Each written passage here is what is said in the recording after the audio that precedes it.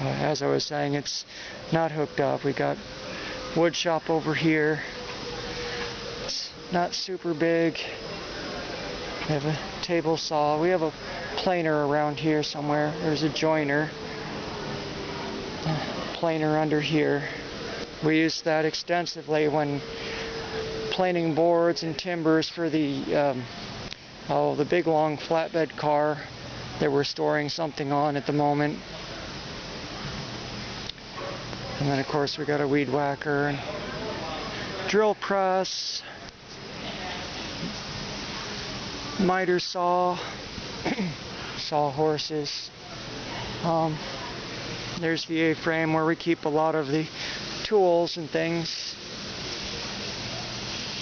And then out back is where we keep the acetylene tanks, store certain things. Coal cars, we store wheels and stuff out here. There's the furnace. We used to have one over there in the corner behind all that, and the pit there. Well, I guess they filled it in, but used to have a furnace there. It was oil burning, I guess. Or they said it. Well, anyway, it was very old. Put this one in. It does an okay job. Back here is a storage area. You can see we got cranes and things. Give you a little bit of a shop tour. But this is one of our storage areas. This is what I was in last week. I was shoveling some of the coal down from that end to, from this end to that end for an hour in the blistering sun. That was a chore and a half. Made me kind of sore. It's kind of fun. You don't get to do it every day.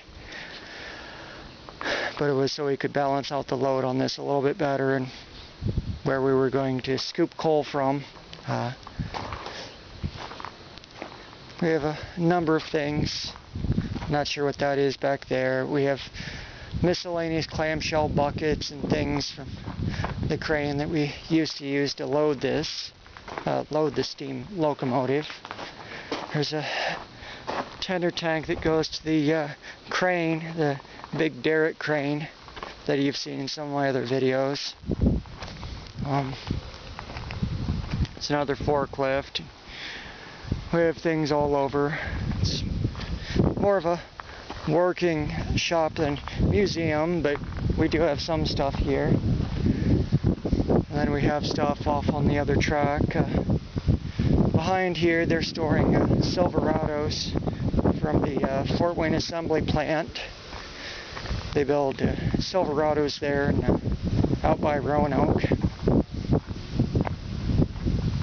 And then of course we have the cars we're using, the auxiliary tender car and the tool car, named after Glenn Brindle. And we have an old Amtrak diner.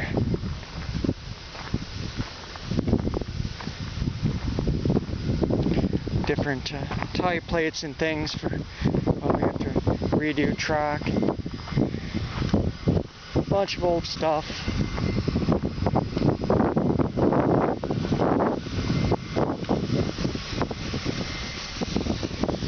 But yeah, there's a real chip shortage currently. So they have a lot of Silverados out here. Secured, of course. It's a secured, gated area. This is an old military depot. But they're storing them out here because they can't ship them out yet till they get the chips in them. And of course we have some locomotive jacks.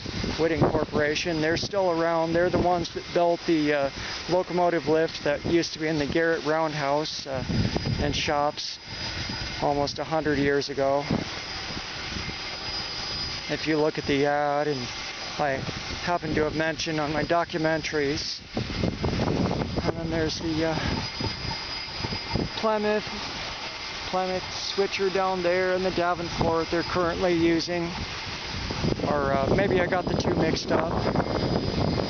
But they're using for train rides. That's where they're keeping some of the water, because steam engine, you have to boil water to make steam, obviously. But Casad used to be an old military depot during World War II. They Also had many other things out here, they say, but it was mainly used for like dry goods storage, so we had surplus in case we needed it during a war, should war break out. Never did, and decommissioned in about 2010, I guess, ish, or 2008 ish, but they still have some stuff and businesses out here.